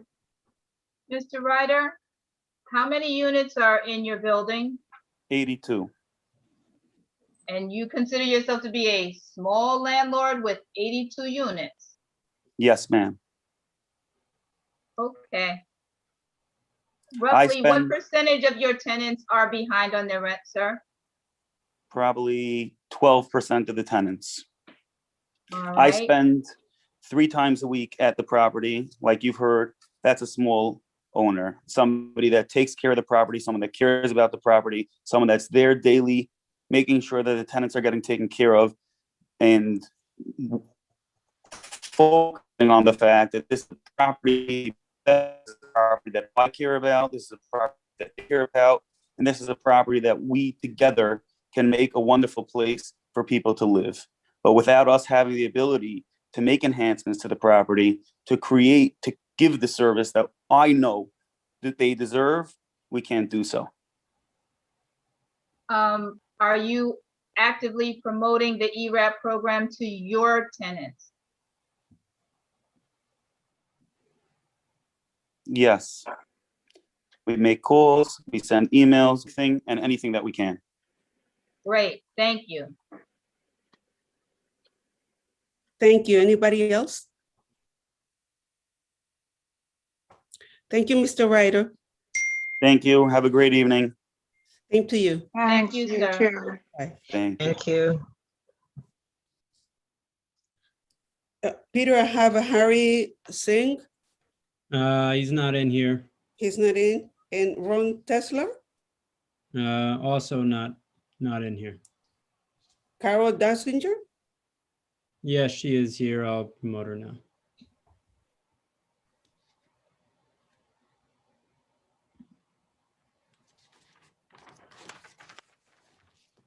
Good evening. Good evening, Ms. Dassinger. How are you? I'm good. How are you? Fine, Hi, thank you. Carol. Hi, how are you? Are you Hanging in. representing yourself or an organization? You know, it's both. I'm on the board of the Apartment Owners Advisory, but also myself. So I don't think I'm going to take more than 4 minutes. We'll split the difference. Great. We got a deal. Okay. Yep. I just got to open up. Here we go. Hi, I'm Carol Danziger. I'm a small apartment building owner in Mamaroneck. Every year I speak at these hearings, and unfortunately, every year I feel as though the words go unheard. In the past, I have spoken about my concerns of not being able to keep pace with increasing costs and what that would mean for my family as business owners and our tenants who we provide housing for. Tonight, I want to share the reality of what's happening to many small apartment owners as a result of not being able to charge rental increases at a pace that's competitive with the market and inflation. Last year, a tenant of over 60 years went into a nursing home. His rent was extremely low. It was only $603 per month. When he moved out, the apartment was in need of almost a complete gut. With a lot of the older tenants, they tend to not want you to do too much while they're in there. So you do the bare minimum. So when they go, you know, it's not good. Conservative estimates on doing the repair were around $50,000. So for the first time, we made the very difficult decision not to proceed and not re-rent the apartment.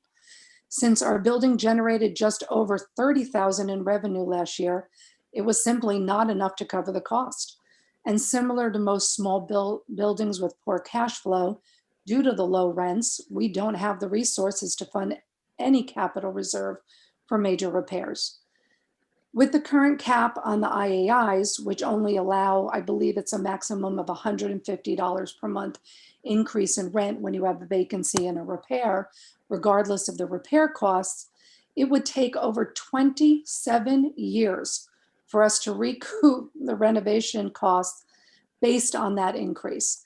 And since we're no longer allowed a vacancy increase on the legal rent of $603 a month, it would take over 5 years to recoup the renovation cost while renting the apartment for $753 a month. It is more cost effective for owners, especially in small buildings, to not do the repairs, to wait and hope that something in the legislation changes over the next few years than to keep those apartments in circulation. Our ability to provide safe and comfortable living space is entirely dependent on rental income. The current stabilization laws, coupled with the lack of yearly increases provided by this board, are not allowing us to do that. We foresee more apartments being left empty in the coming years without the opportunity to earn the income needed for the repairs on those units.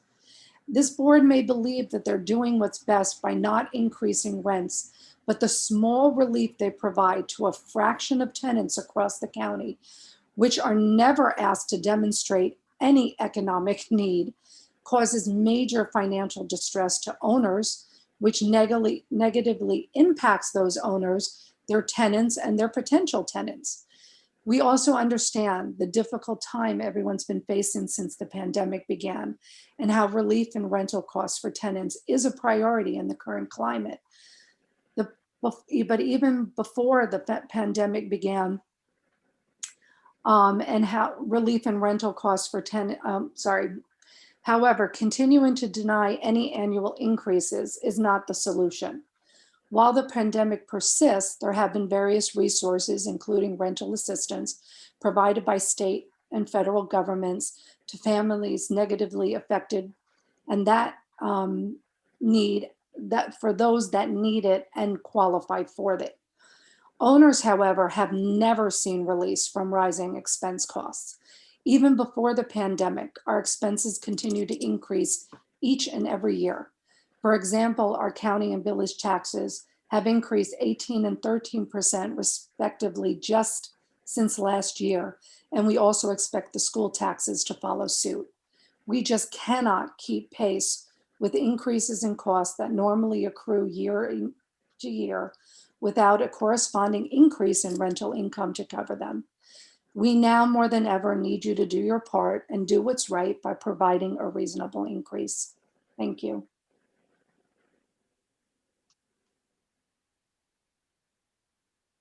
Thank you. Any questions for Ms. Danziger? Yes, Ms. Stewart. Carol, remind us how many units are in your building? We have 18 units and they're 100% stabilized. Okay. We got nowhere to go. And do you have tenants who are behind on their rent? No, we don't. I mean, we know all our tenants. We keep in contact with them. They've applied when they weren't working, they were on unemployment. So, I mean, for us, I mean, they're all paying. This is not a matter of it being the pandemic or an issue with that. It's an issue that year over year over year, nothing changes. And now, because we don't have vacancy allowances, so we can't raise up the ones that are horribly low, you know, to even something reasonable, we've got nowhere to go. So basically, we're just losing ground every year. And for years, we've been sort of coming to a header, and I think we've hit it. So I'm just not even sure where we're going to go. I mean, every time a repair comes up and we're not doing anything that isn't just absolutely necessary, we've got a building that was built in 1930. I mean, the plumbing scares the heck out of me on a regular basis. And we've had some issues with it over the past year. So it's like anything that would have been put in, you know, to apartments when they come open, we have to try to hold on to what we can for the ones that we are able to renovate and re-rent at this point. So I'm not quite sure, you know, where we're going to go. I mean, if the increases were at least consistent, you know, you could try to plan for something, but, you know, when we get hit with a zero, and most of our tenants renewed this year for 2 years. So we're looking at 2 years of no increases with our expenses increasing. So I don't know if anyone could give me advice other than selling, which is not something we want to do. I'd be more than happy to hear it. And you really think it's better under the circumstances to have no income coming from the apartment that was vacated? Do you got 50 grand I could borrow to renovate it? Because I don't have the money to do it. And if I borrow it, how am I going to repay it? I'm not getting any more than I had before. If it was just, I can't make us cash flow when I was getting the $600 a month. How am I supposed to renovate and still cash flow if I'm not making more than the $600 a month? I don't know how to do that. So to be clear, it is uninhabitable. No, it needs. But there was somebody living there, so it seems like it must have been at least somewhat habitable because somebody had been living there. It was. But remember, he was extremely elderly. He barely used the kitchen. He used the toilet. He used the sink. He hardly used any resources in the apartment. I mean, it needs a renovation. I wouldn't live there at the moment without doing renovation to it. And then if I rent it for $600 a month and don't do anything to it, then I mean, what am I supposed to do at $600 a month permanently? I can't do that. It's just for the repairs and everything, it's just not worth it. It's just not. I'm sorry, but it just isn't. Well, thank you for your honesty. Thank you. You know, I appreciate your situation, and I do understand that there are landlords that legitimately have issues, and that I really do recognize that. I don't know that that's necessarily the majority of them, but given your testimony over the years, your case certainly seems like one of those. I think, you guys have got to do something to break off the small owners. You do. I mean, our board doesn't have the authority. It's got to come from the legislative branch, Carol. I know, but you do have the authority to give increases that are at least consistent, that at least give us something. I wish, here, I'll make you a deal. If you come and talk to my employer, because I haven't seen a raise at my job for the last 2 years because things were tough there, I will come and I will advocate for you with the legislature so that you could maybe get them to do something to break off the small landlords. How's about it? If your owner will talk to me during the day, because I also work a full-time job that has nothing to do with this building. So I wish I had the time to come and talk to your. I think Ms. Santiago has a question or a comment. Sorry about that, Evelyn. Go ahead. Okay, no worries. Ms. Santiago. Ms. Danziger, I really appreciate your testimony. Carol, I appreciate your testimony today. And I wanted to ask you, I mean, a number of us have already asked people who have testified already, what would you consider a fair increase? I mean, I would be ecstatic with 3 and 4%, quite honestly. And I think if it was consistent year over year, I would even live with 2 and 3. But it's just, it's going from 1 and 2 to 0 and 0 and 0.5 and 1.5. It's just not enough to do anything with it, and just, like I said, please talk to the legislators, at least give us a vacancy allowance. We're not trying to damage someone who's already here, but at least let us, raise it to something reasonable. Even public housing gets probably 6 or 6 times more than I get for a unit on some of these units. Something, just anything at this point. Thank you. Thank you. I hope to be here next year too. I really do. Thank you, Carol. Thanks. Good night, everybody. Good night. Yes, Thank you. Good night. Yes. Peter, the next person I have is Ed Raymond. Yes, I'm promoting him right now. Okay, thank you.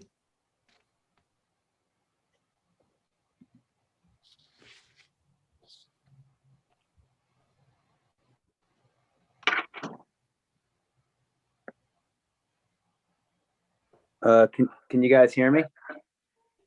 Yes, we can see you and we can hear you and we can see you sideways.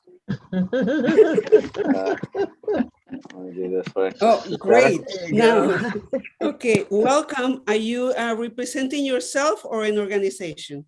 So I work for York International, which is an insurance brokerage firm, and we focus on habitational clients in the New York and the tri-state area.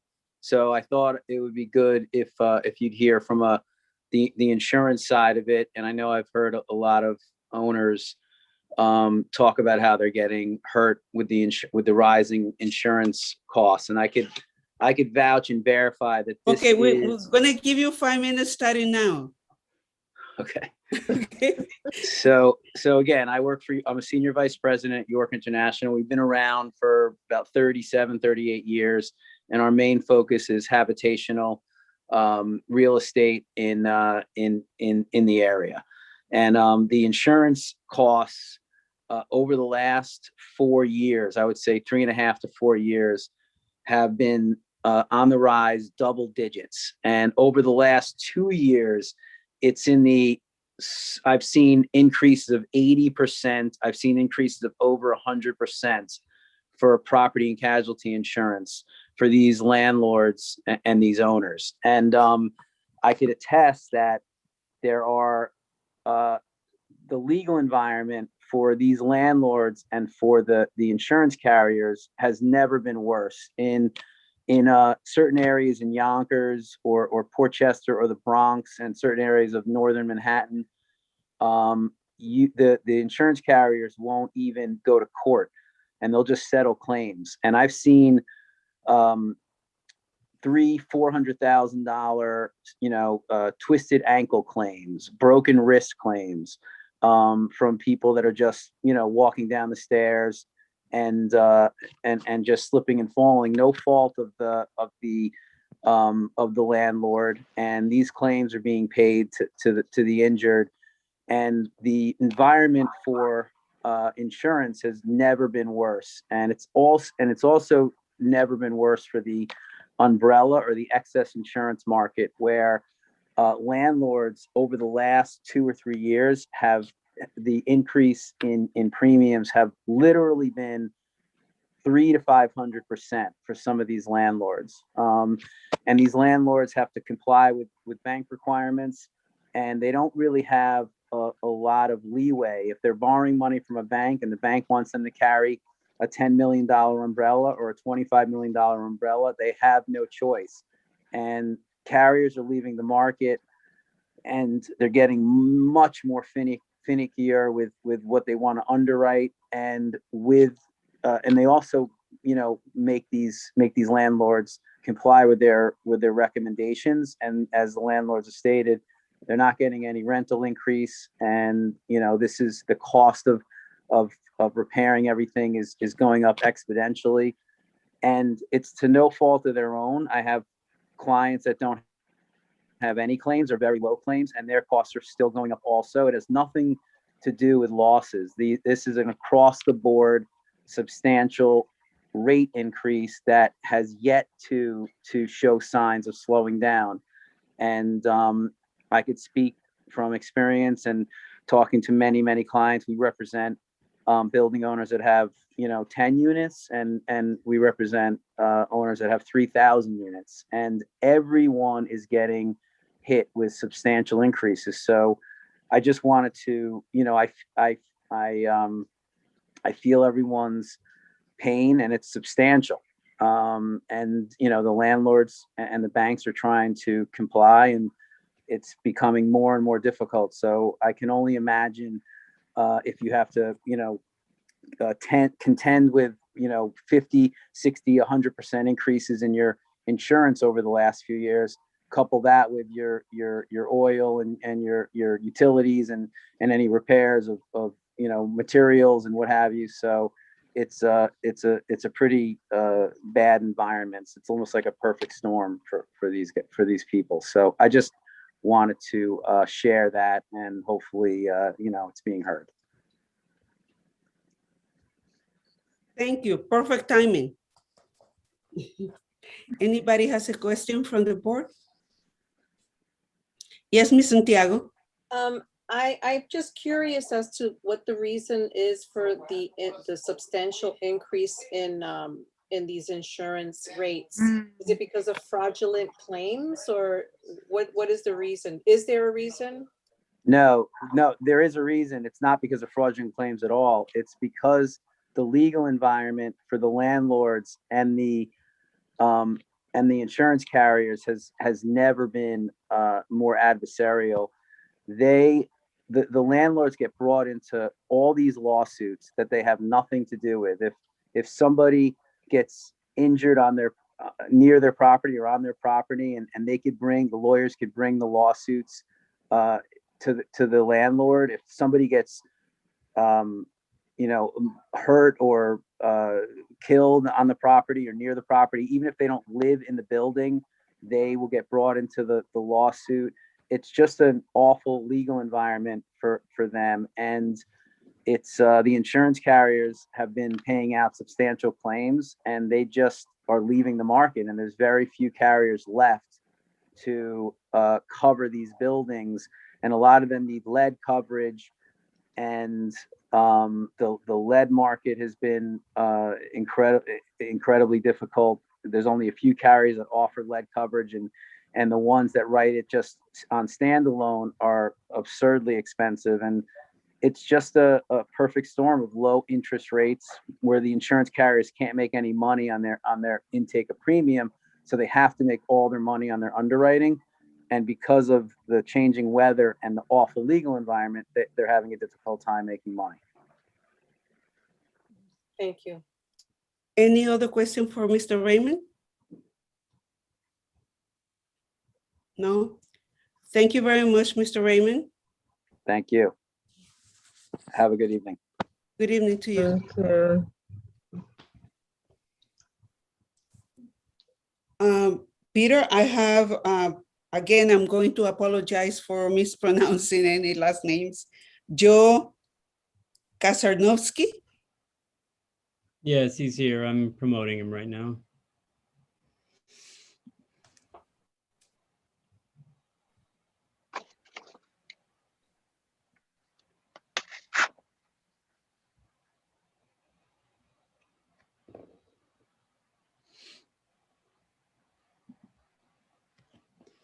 Hello, Mr. Kasarnovsky. Yeah. Did I mispronounce your last name? No, you did an excellent job. I think you Thank did better you. than I could do with my name. Thank you. Are you representing yourself or an organization? No, I'm representing a property in Scarsdale called Scarsdale Fairway. Great. So we'll give you 5 minutes. Okay, hopefully I won't need all 5 minutes. I don't want to sound redundant, and I'm not going to repeat of some excellent points that were made until now. But I'm just making a general observation about how we go about this regulatory scheme. And it seems to me that we're using an axe when a scalpel is necessary.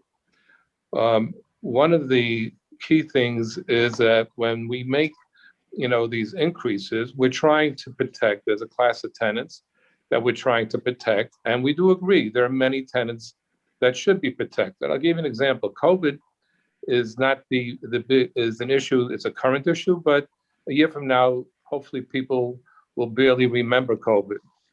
But COVID is a good example of how this issue comes into play.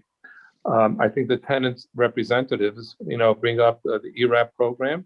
The ERAP program is designed for those people who are at 80% of AMI. There are many, many, many tenants who are not paying the rent, who are making far more than 80% AMI, who do not qualify for the programs, simply because they're taking advantage of the scheme. Now, yes, I know we have to have a relationship of trust and so on, but it's a two-way street. When you have 0% increases and you have increases that go substantially below the CPI, then who's really being protected? There are many, many tenants who have substantial increases in their pay, who make more than 5%, or maybe increases from year to year, who do not need protection from any agency. And there are tenants that do. It seems to me that if we would have a relationship where a tenant, and we know we have tenants who can't pay. We work with them. Every tenant that can pay, we sit down with them and we work out all kinds of different arrangements, enable them to pay, understanding when they get back on their feet, when they're going to get their jobs back, when they're going to get money from the government, they'll be able to pay at that time. And we work with every tenant that way. But there are people who just know they can take advantage. But that's just in the COVID period. I'm talking about year after year after year.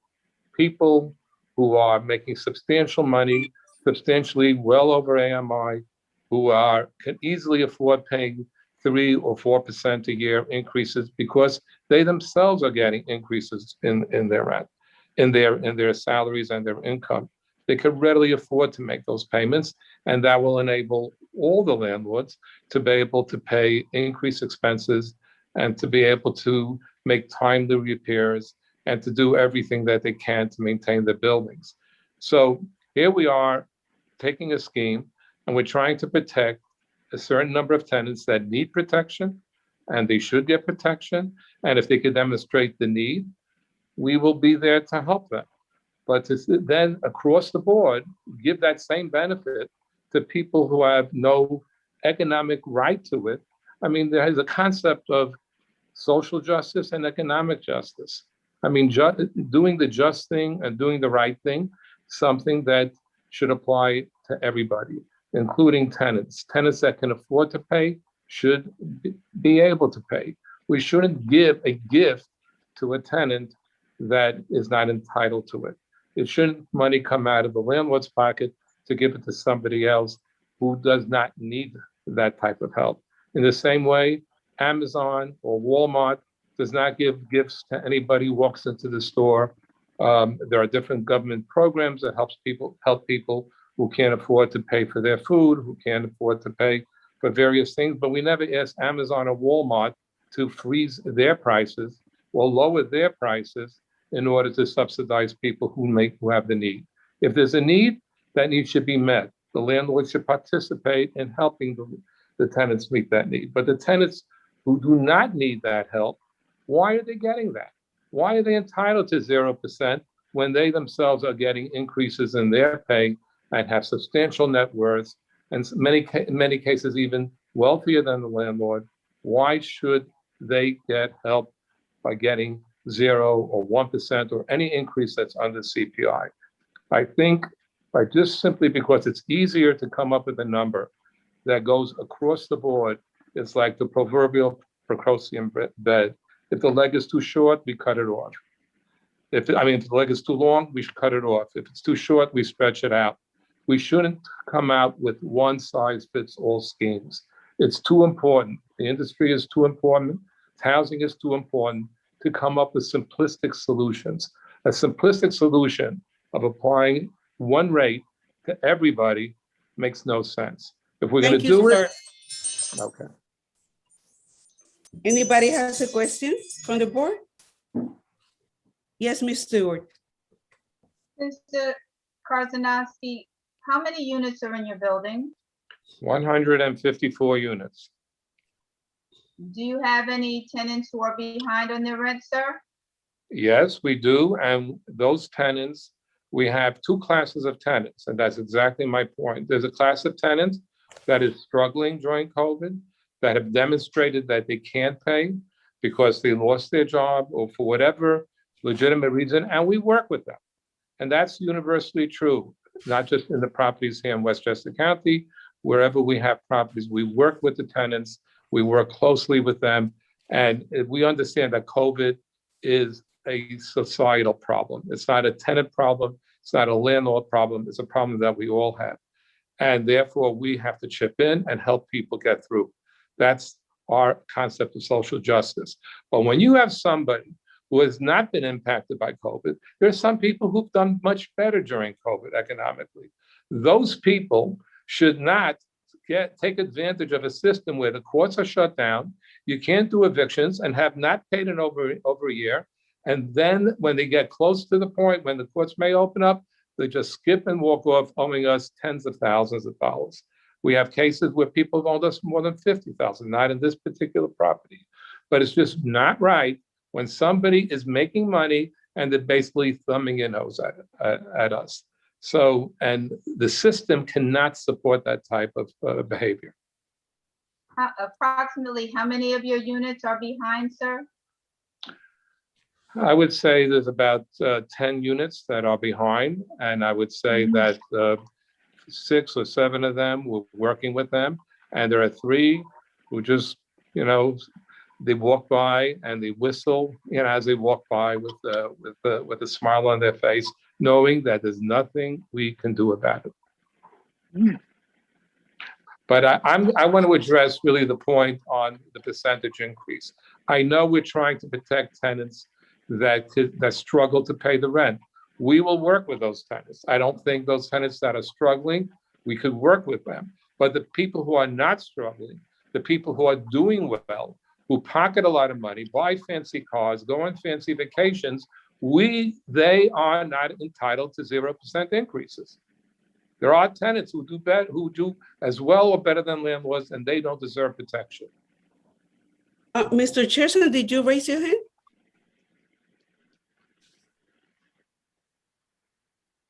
Mr. Finger, did you raise your hand, or you just made a movement?